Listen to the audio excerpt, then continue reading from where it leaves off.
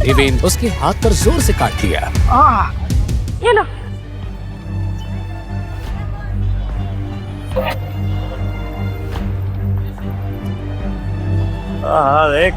अपना तो हो गया यार। जहाँ मीरा अपने बेटे को गले लगाए संभाल रही थी, चोट लगने के बावजूद देवेन गुस्से में उन गुंडों को घूर रहा था। घूर कर रहा है बे? मारेगा? चल मार, अरे मार। छोड़ना यार, अपना पैसा तो मिल गया ना। वैसे भी जिसका बाप सड़क पे छोड़ के चला जाए उसके दिल में तो गुस्सा भरा ही रहेगा। आपका नाम सुन देवेन की मुट्ठियां गुस्से से भींच गई।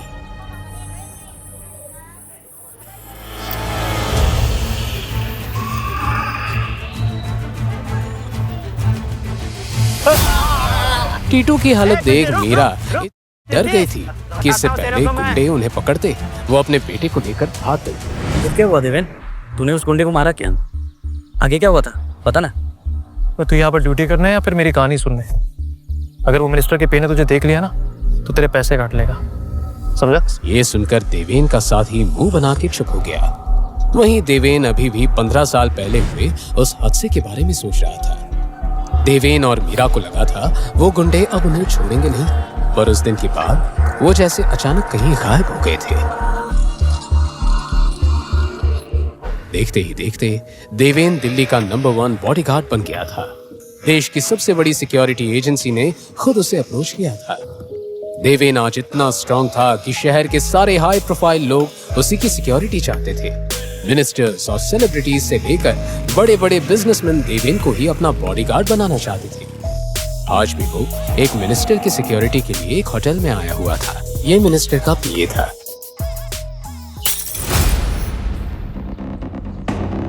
सिर्फ पानी का ग्लास गिरने की वजह से वो एक वेट्रेस पर चिल्ला रहा था। अंधे हो क्या? दिखाई नहीं देता?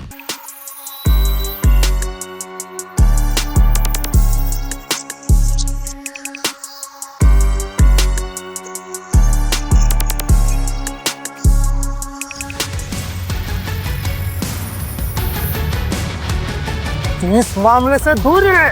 जिस काम के लिए आया है वही कर। मुझे मेरा काम मत सिखा, और मैं कोई कुत्ता नहीं हूँ जो तेरी वफादारी का ध्यान रखूंगा, समझा? औकात मेरे, तुझे यहाँ लाने वाला मैं ही हूँ। अच्छा तो सुन, ये तेरी बहुत बड़ी गलतफहमी है। देवेन अपने क्लाइंट खुद चुनता है, समझा? छोड़ना उसको, छोड़ना, क्या कर रहा है? पर जब देवेन ने उसकी तरफ देखा तो वो भी घबरा गया और तुरंत पीछे हटा। माफ कर दे भाई, और कितना मारेगा? अगर माफी मांगनी है तो इससे मांग। देवेन ने उसका कोट पकड़कर उसे उठाया और उस लड़की के पैरों में पटक दिया। अगर आज के बाद तूने किसी लड़की की तरफ हाथ तो छोड़, अगर देखा भी ना तो तेरी आंखें निकाल लूंगा। माफ कर दे। ये सब शोर सुन मिनिस्टर और विजेंद्र भी रूम से बाहर आ गए थे। आखिर एक मिनिस्टर के पीए से पंगा लेना किसी की औकात की बात थी क्या? पर कोई था जो इस हिम्मत से इम्प्रेस था, विजेंद्र शेखावत। दूसरी तरफ साउथ दिल्ली में विजेंद्र शेखावत अपनी मीटिंग खत्म करके शेखावत हाउस पहुंचे। गाड़ी से उतरते वक्त उन्होंने अपने ड्राइवर को हिचकिचाते देखा। क्या हुआ? कुछ परेशान लग रहे हो? सब ठीक है ना? नंदिता को ले आए कॉलेज से? साहब, आज कॉलेज से वापस आते वक्त हम पर किसी ने हमला किया। ड्राइवर एक ही सांस में सब बोल पड़ा।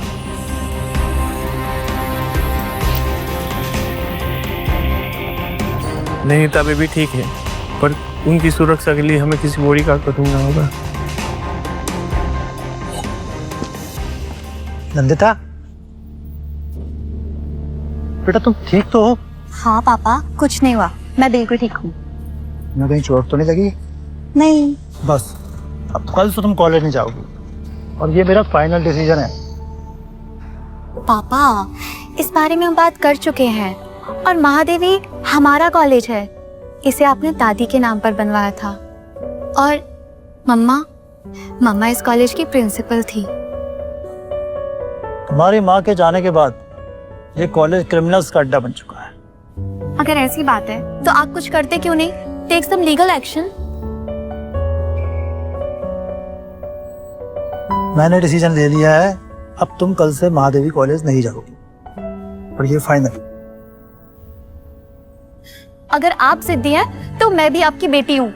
मैं महादेवी कॉलेज से ही पढ़ाई करूंगी। विजेंद्र के पास जवाब नहीं था, सिर्फ एक बात कही उन्होंने।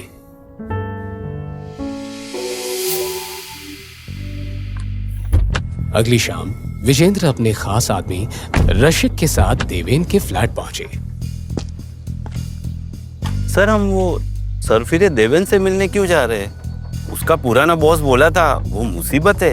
रशीक, तुमने खुद ही अपने सवाल का जवाब दे दिया है। अब देवेन ही हमारी आखिरी उम्मीद है। थोड़ी देर बाद वो देवेन के फ्लैट के बाहर थे। बताइए क्या काम है? तुम्हें हमारा एक काम करना होगा। नहीं करूंगा। जानते हैं किससे बात कर रहा है? सब प्रधानमंत्री है क्या जो जानू? और तुम जैसे बहुत देखे हैं मैंने, समझा? देवेन, तुम हमारे लिए एक काम करोगे? अब बात बनी ना, ऐसे बोलोगे तो सुनूंगा मैं, वरना अपने पुराने बॉस की तरह आपको कब रेजिग्नेशन दे दूं मैं, मुझे भी नहीं पता। आइए बैठिए और बताइए काम क्या है?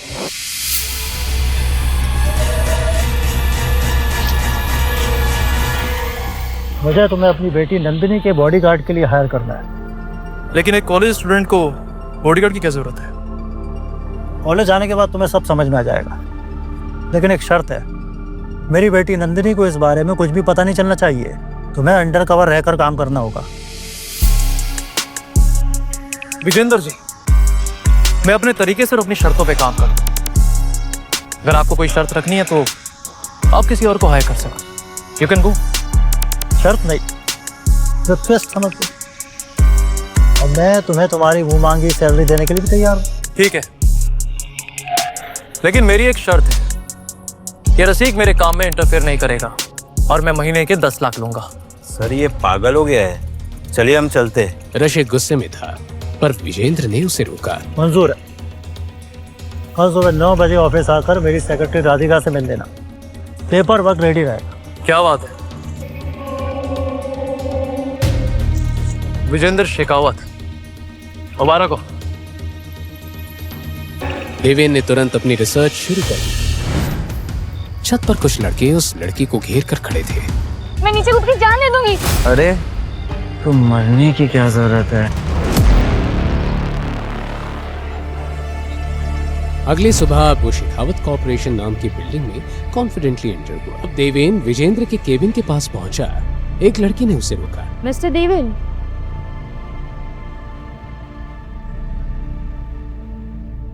जी आपकी तारीफ।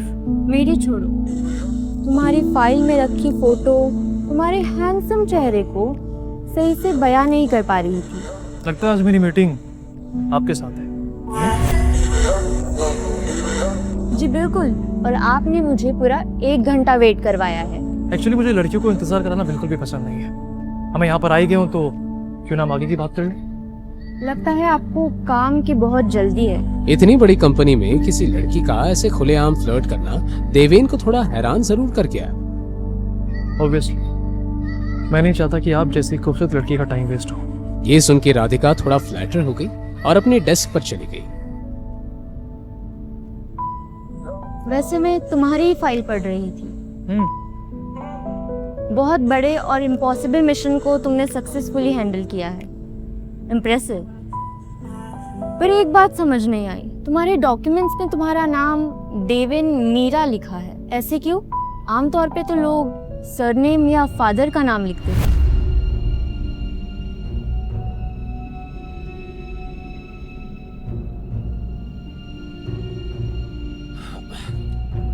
एक्चुअली देवेन की हर एक चीज खास है और मुझे लगता है कि आपको मैं कुछ ज्यादा ही पसंद आ गया। अब खास हो तो पसंद आओगे ही। रियली? वैसे मेरे नाम के अलावा अगर कुछ और क्वेश्चन है तो पूछ सकती हैं आप। संभाल कर देवेन जी, अपने क्लाइंट के सेक्रेटरी के साथ फ्लर्ट करना भारी पड़ सकता है। आपने मेरी फाइल देखी है ना? देवेन को हल्के काम वैसे भी पसंद नहीं आते। मैंने तुम्हारी फाइल देख ली, अब तुम अपने काम की फाइल देखो। इतना कहकर राधिका ने हंसकर एक फाइल देवेन के सामने रखी। इसमें सारी डिटेल्स है, नंदिता का फोटो और तुम्हारा एडमिशन लेटर भी। अच्छे से पढ़ लो। ठीक है, मैं चलता हूँ अभी, लेकिन आप ध्यान रखिएगा कि टाइम पर मेरे अकाउंट में मेरे पैसे आ जाने चाहिए।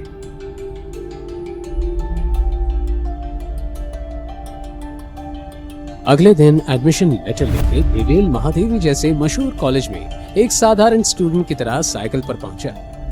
सर ये बता सकते हैं आप कहाँ पर? भैया नया आया लगता है, इस कॉलेज में टिकना है तो संभल के रहियो। हाँ। वैसे बाबू हमारी बात मानो तो यहीं से लौट के चले जाओ, तुम्हारे जैसे गरीब बच्चों के लिए कॉलेज नहीं है।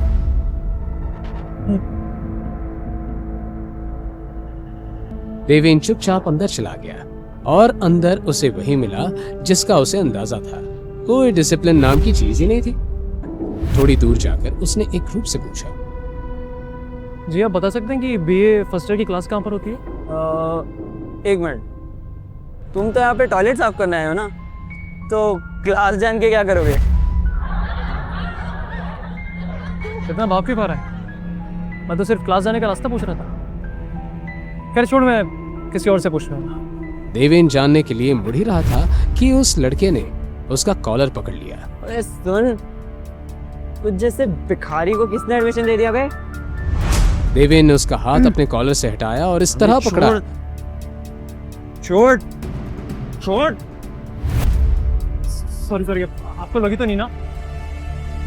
एक्चुअली क्या ना, मेरी टी शर्ट खराब हो रही थी। अब आप सब लोग इतने अमीर घर से, लेकिन मुझे मेरे सारे काम खुद करने पड़ते हैं। कपड़े धोने पड़ते हैं, इस्त्री करना पड़ता है। अब बस वो हल्का सा आपका हाथ हटा रहा था तो थोड़ा सा आई एम सॉरी। साले तो शायद जानता नहीं है मेरा बाप कौन है। बिल्कुल सही पकड़े, मैं तेरे बाप को नहीं जानता, लेकिन इतना जरूर जानता कि तेरी जैसी औलाद को पैदा करने के बाद वो बाप शर्मिंदा जरूर होता है।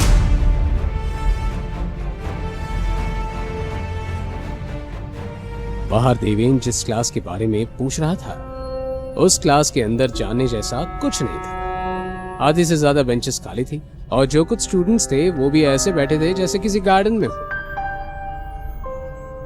सुप्रभात। अस्थाना की हिंदी सुनते ही सबने मुंह बना लिया। उसे शुद्ध हिंदी में बोलने का शौक था। तो आप सभी विचार कर रहे होंगे कि मैं यहाँ क्यों आया, है ना? तो मैं आप लोगों को एक विशेष विद्यार्थी से मिलाना चाहता हूं। हाँ? पुत्र देवेन, आओ पुत्र, आओ आओ। देवेन, तो कौन हमारे नवीन छात्रवृत्ति विद्यार्थी देवेन के साथ अपना स्थल साझा करना चाहेगा? हाँ? नंदिता। हाँ? जाओ जाओ जाओ, बैठो बैठो नंदिता के साथ। अपना नाम सुनते नंदिता का मुंह बन गया। विद्यार्थियों सीखते रहो। हाँ, गुड मॉर्निंग मिस शेखावत। एक मिनट, प्रिंसिपल अस्थाना ने तो सिर्फ मेरा नाम बताया था, तुम्हें मेरा सरनेम कैसे पता? सरनेम? हाँ एक्चुअली मिस शेखावत नाम, सरनेम। हाँ हाँ लेक्चर।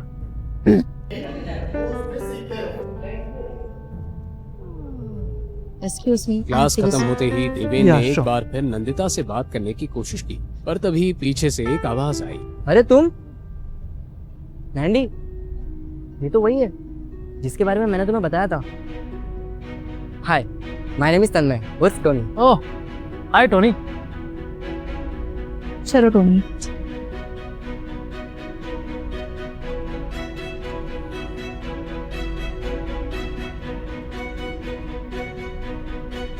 हाय। हेलो, अब तो क्लास भी खत्म हो गई, हाथ मिला सकते हैं? कि वही है ना जिसका वायलेंट बिहेवियर कॉलेज का हॉट टॉपिक बना हुआ है, तुम लोगों का violent hero. Sorry miss Shekhawat, पर जिसे आप गुंडागर्दी कह रहे हैं दरअसल वो एक सेल्फ डिफेंस है। एंड बाय द वे, वो लड़के मिलके मेरी रैगिंग कर रहे थे और आप चाहते कि मैं चुपचाप खड़ा रहता? हाँ, ऐसे मारपीट करने के बजाय अगर तुमने कंप्लेन की होती तो ज्यादा हेल्पफुल होता।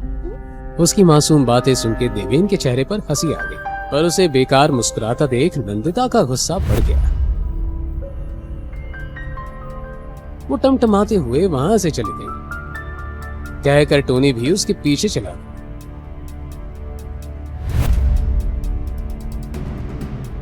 कैंटीन में एक टेबल पर टोनी और नंदिता बैठे थे।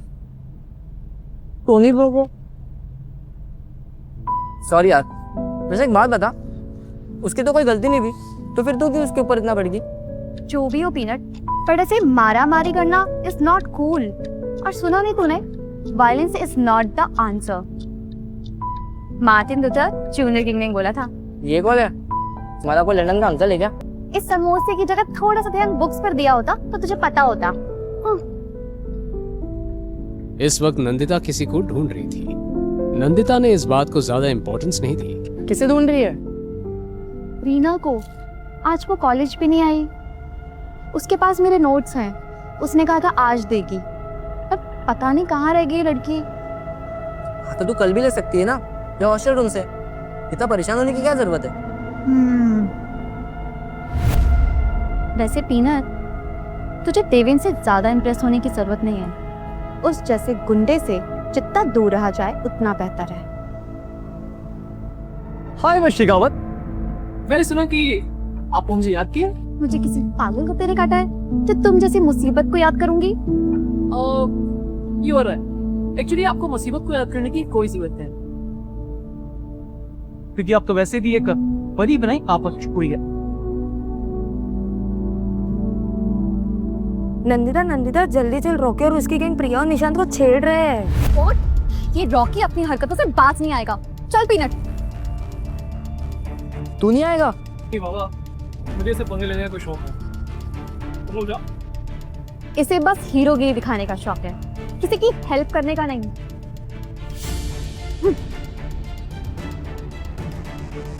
देवेंद्र रॉकी कॉलेज का गुंडा है, वो कुछ भी कर सकता है, और उसके डैड की पोजीशन के चलते कोई कुछ नहीं कर सकता। लड़की की चीख सुनकर सब घबरा गए, लेकिन सबसे ज्यादा हैरान हुआ देवेन। बिना वक्त बर्बाद किए वो तुरंत चीख की तरफ दौड़ा। तुम्हारी हिम्मत कैसे हो रॉकी? तुम ऐसे किसी को भी धक्का नहीं दे सकते हो, समझे?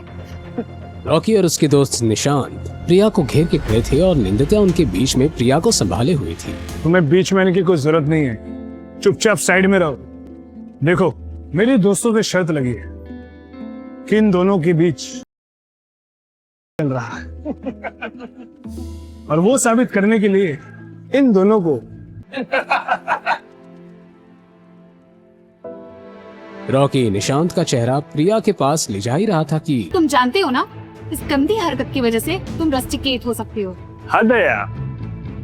रॉकी अपने होठों को गंदी तरह दबाता हुआ नंदिता की तरफ बढ़ने लगा।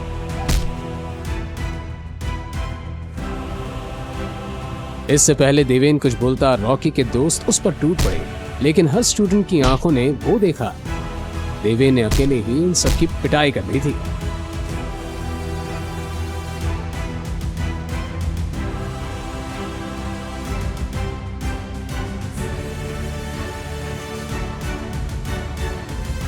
रॉकी से पंगा तुझे बहुत महंगा पड़ेगा देवेन। वो अपने दोस्तों के साथ वहां से निकल गया। यू इडियट, इतना मारने की क्या जरूरत थी? तुम्हें पता है रॉकी की डैड कौन है? अरे डिविन ब्रो, आप? अब अकेले इसने मुसीबत मोल ली है तो हैंडल भी अकेले खुद करेगा। बड़ा आया हीरो बनने। चलो पीनट। अरे लेकिन अम्मे ने क्या कर दिया? वो साला रॉकी का बाप है कौन? पता लगाना पड़ेगा बेटा। चलो। इतने में देवेन का फोन बजता है। मेन गेट की तरफ बढ़ता हुआ वो कॉल पे कहता है, हाँ, मेरी नंदिता शिकावत से मुलाकात हो चुकी है। डोंट वरी, सब कुछ प्लान के अकॉर्डिंग होगा। बस आप अपना वादा मत भूलना, ठीक है? जैसे ही वो कॉलेज के बाहर निकला, उसने एक वैन देखी जो काफी देर से वहीं पेट्रोल कर रही थी। देवेन समझ गया दाल में कुछ काला है। वो कैजुअली बाहर निकला ही था कि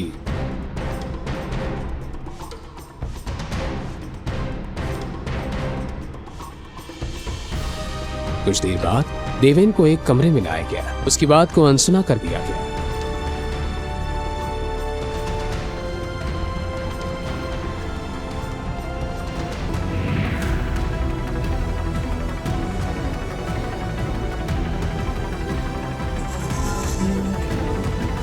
इसकी सजा तो जरूर तय करें।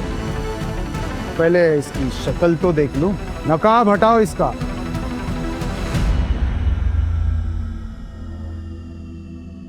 तुम? देवेन को देखकर वो आदमी भी हैरान रह गया। अगले ही पल वो घुटनों पे बैठ गया। देवेन भाई, माफ कर दो। गलती हो गई मेरे आदमियों से। हाथ छोड़ो, हाथ छोड़ो। देवेन भाई, मेरे बेटे से जरूर कुछ ना कुछ गलती हुई होगी। आपने जो भी किया बिल्कुल सही किया। मेरा बेटा नादान है, माफ कर दो। तो फिर समझा अपने नादान बेटे को, वरना तू मुझे अच्छे से जानता है। अगर मैं अपने पर आ गया ना तो ऐसी लगाम लगाऊंगा कि तू और तेरा बेटा जिंदगी भर सर उठा के चल नहीं पाएगा। तो मैं चलूं? ओह, नाइस कोड। हाँ,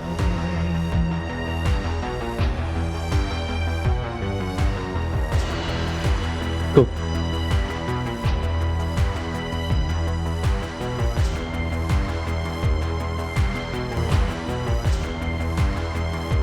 वैसे मेरा इतना टाइम वेस्ट करने का हर्जाना तो आपको देना पड़ेगा। और मेहमान को इतनी आव वगैरह से बुलाया तो खाली हाथ थोड़ी ना भेजोगे।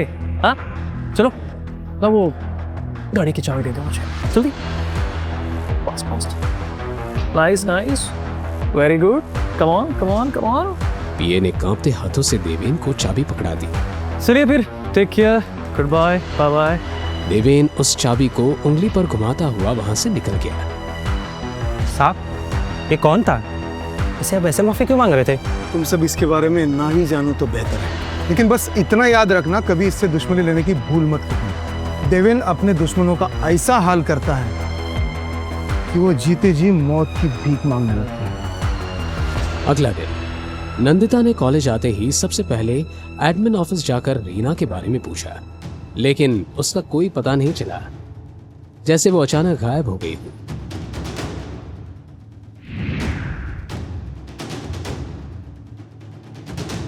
देवेन क्लासरूम की तरफ जा ही रहा था। कल के इंसिडेंट के बाद काफी स्टूडेंट्स उसे पहचान गए थे, लेकिन जहां लड़के उसके पास जाने से कतरा रहे थे, वहीं लड़कियां उसकी हीरोगिरी पर फिदा हो रही थी। क्लास में टोनी के आगे वाली सीट पर बैठी नंदिता ने फोन पे देवेन और उस लड़की का वीडियो चला रखा था। ये देख मीनत, कैसे आज की 3 चल रही है। प्यार के बदले प्यार बढ़ता है। ये और रॉकी दोनों के दोनों एक जैसे हैं। वो अगर मुगल एम्पायर है तो ये east India company. Rocky Pakistan से है क्या? कैसे तुम दोनों? वैसे मेरे बारे में बात हो रही है तो इस कॉन्वर्सेशन में ज्वाइन करने का मुझे पूरा हक है ना? चलो बात करते हैं। पहले दिन बैठने दिया, इसका मतलब ये नहीं है कि रोज रोज के लिए परमिशन मिल गई। जाओ उधर बैठो जाकर, निकलो यहाँ से। लेकिन राजकुमार जी, मुझे क्यों नहीं याद आ रहा कि मैंने आपसे परमिशन मांगी थी? हाँ, और वैसे भी ना, ये कॉलेज की सीट है, आपके घर का सोफा नहीं है जो हर वक्त मुझे आपसे परमिशन मांगनी पड़ेगी। हाँ, बाय द वे, तुम दोनों क्या बात कर रहे थे मेरे बारे में? बोलो। अच्छा, समझ गया।